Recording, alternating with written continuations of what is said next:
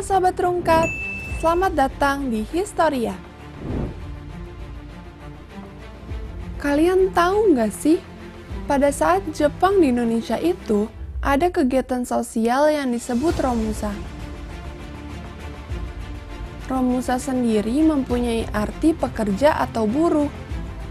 Program Romusa diawali pada saat kedatangan bangsa Jepang ke Indonesia.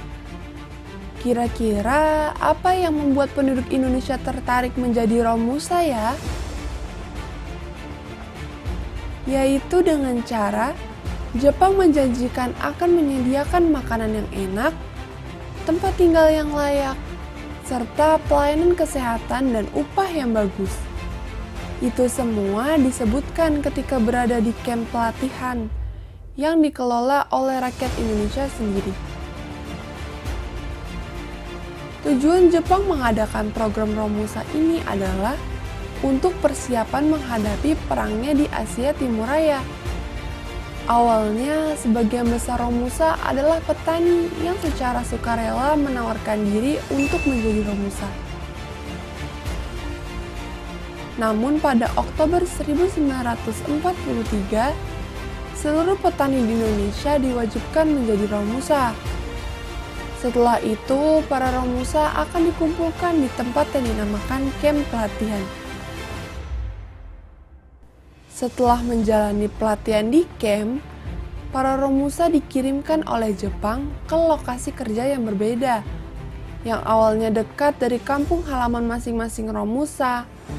Tetapi lama-kelamaan Jepang mengirim para Romusa keluar daerah yang jauh dari kampung halaman mereka. Romusa menghasilkan beberapa bangunan di Indonesia, yaitu goa-goa pertahanan Jepang di Merangi, Pundong, dan Bantul. Selain itu, ada juga terowongan Yama, tepatnya di Kabupaten Tulungagung. Kalian tahu gak kira-kira apa yang menjadi tujuan Romusa membuat terowongan? Jadi pada 17 November 1942, terdapat kejadian yang sangat merugikan penduduk Indonesia di bidang pertanian, yaitu meluapnya Sungai Brantas yang menghancurkan area pertanian, merendam 150 desa yang terdiri dari 9.000 rumah warga. Tujuan dibuatnya terowongan Yama ini adalah untuk mengalirkan banjir ke Samudra Hindia. Kira-kira berapa lama ya proses pembuatan terowongan itu? Ada yang ingat nggak?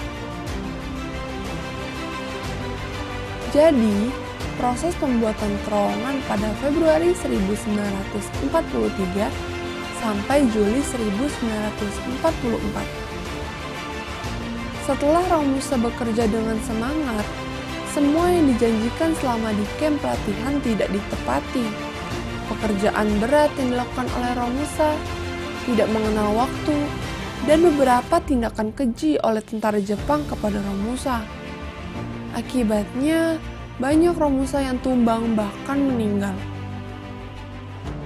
Pada tahun 1944, terjadi tragedi yang mengenaskan.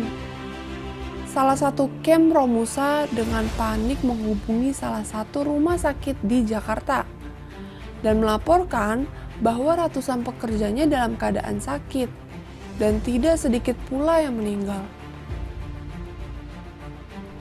Dari laporan pertama dilaporkan penyebabnya adalah penyakit meningitis. Namun ternyata setelah dicek, seluruh Romusa sudah divaksin, maka dirubah penyebabnya menjadi tetanus. Kalian tahu gak, data orang yang meninggal dikabarkan sebanyak 500 orang.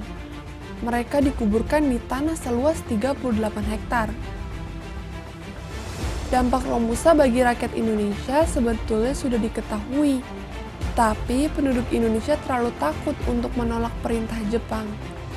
Dan dengan berat hati, aturan setiap keluarga diwajibkan ada satu orang sebagai perwakilan untuk menjadi Romusa. Aturan tersebut ditaati oleh setiap kepala keluarga. Jepang sendiri mengeksploitasi sumber daya alam dan fasilitas transportasi. Selain itu, Jepang membatasi dan menerapkan peraturan penduduk Indonesia untuk produksi perang. Mau tahu kelanjutannya nggak? Tulis di kolom komentar ya. Jangan lupa dukung terus Historia dengan cara like dan subscribe channel ini. Terima kasih.